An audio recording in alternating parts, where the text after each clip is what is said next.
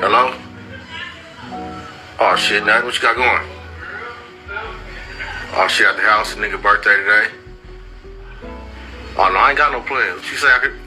What you want to get into? This ain't no fairy tale. It's the real deal. The real story of Carl Ingram, aka Juggy, 456 Piru, Pomona Islands. He was the backbone, the star of his family. A cold hustler too. Juggy came up in the South Side. He lived in the South Side Village Crips hood. Juggy was into sports like all the other kids in the community, but he was really trying to get his grind on. He had some day-old donuts. He'd go to the donut shop every day, get them for 50 cents and go to school and sell them for $1. Kids didn't even know they was a day old. Everything was copacetic with the Southside Village dudes until they started selling his mama drugs. He went on one end, started chastising everything around there. He went and got put on the islands.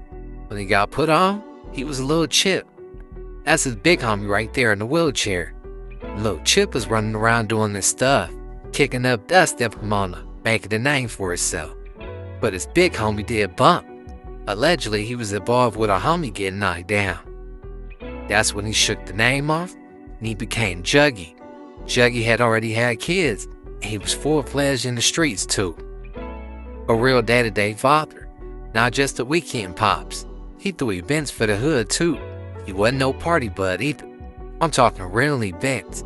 Had Cardi B, RJ, Fig Newton, and a couple more people. He was really doing his thing. Juggy was a real leader from his section. He was getting the money and dumping it back in the hood. I'm talking from putting little homies in the studio to funding the wars. You know, everything else in between happened. Barbecues, funerals. He for sure was contributing, but he was making sure everybody else was doing their part too. He was leading by example every time he stepped out. For those that don't know, 456 started Oak Park. That's Mozzie hood. At the time Juggy was doing these events, Mozzie was tapped in with the Pomona Crips. He had FaceTime Juggy time to time, acting like he was gonna pull up, but he's always pump faking. That's when the politicking started. All the islands started going at Mozzie's neck.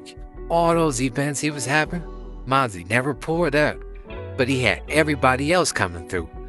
This was one of the events right here. He had all his little homies performing and everything. The big light-skinned dude right there, that's Northside Nuisance. He dedicated the song to him too. Every day I be on my jock. Every day I be on my jock. You can do what you want when you poppin'. You can do what you want when you poppin'. Every day I be on my jock. Every day I be on my jock. You can do what you want when you poppin'. You can do what you want when you poppin'. You do what you want when your brand's up. That's like getting money while these niggas try to catch up. Every day I be on my jock. True religion, jean shirts, no bun. Bottles going up is getting up. Baby mama creeping out, she talking about she love me. Juggy was running up that check. He left Pomona, moved to Mobile and got a fat spot. He had a phone store out there too. If you ask anybody, they'll say he was a real family man. Jumping on the jet skis, going to Paris Lake for the weekend. Juggy loved his whips too.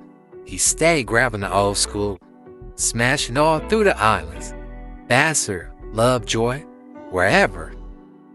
Pomona was really his home, so he was free to roam.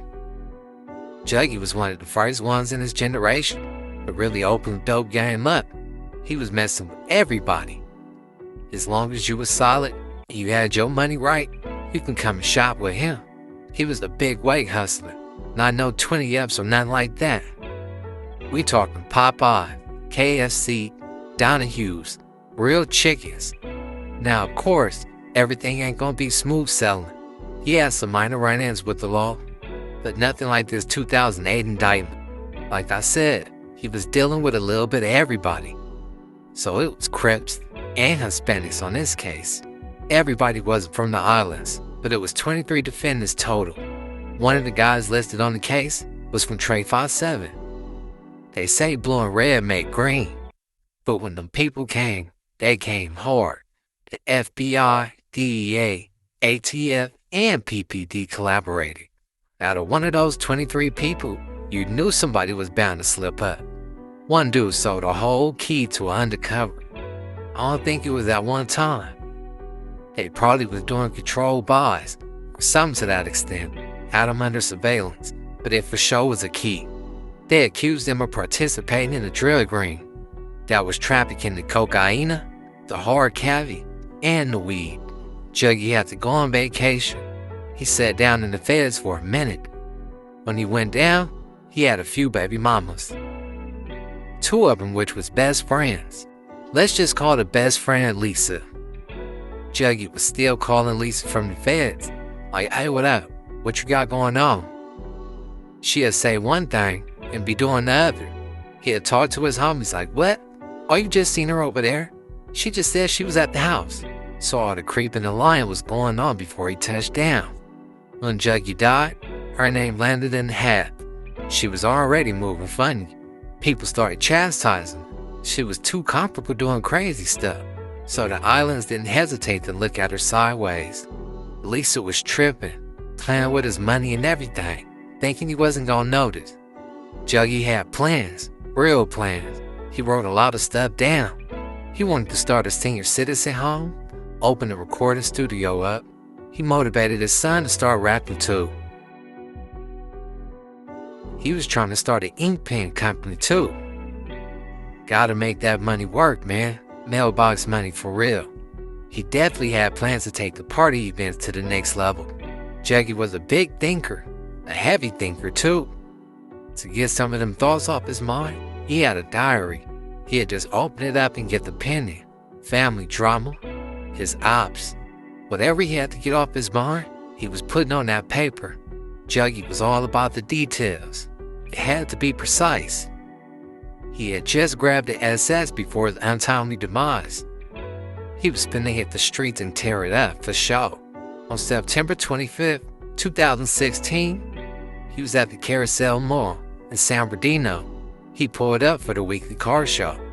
It's not clear where the situation stemmed from, but an altercation occurred. The shots rang out. Juggy was hit and rushed to the nearby hospital, where he was pronounced. Juggy left behind 6 kids, his youngest being 2. Well, Philip, despite so many people being here at the time of the shooting, and in fact many people even witnessing the crime, police still don't have a solid description of the suspect to go off of yet. It was cruise night last night here at Carousel Mall, but an hour after the event, with parking lot packed with people, shots rang out. That guy, he wasn't angry, he wasn't mad, he wasn't nothing, he was just walking. About 2 minutes later, we hear, I counted 5. 1, 2, 3, 4, 5. Everybody started running. I'm like, hello, it's gunshots, right? So next thing you know, everybody's going and you hear 6 more.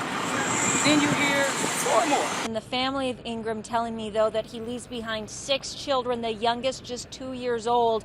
Now, police do have some cell phone video in their possession. They're also going to be looking at surveillance video in the intersection, hoping that that can help them as well. Now, I won't say who claimed it, but this started a deadly gang war in Pomona. It was funeral after funeral for the Pirus and Crips. This is his son. Got him. He currently in prison. Got him from Edgemont criminals. This is also Treyway big brother. Dudes like Juggy don't come around too often. Solid and respected in the section. A loving father and a cold hustler. I'm talking 1 of 1. Long live Juggy. Political street views, no fake news.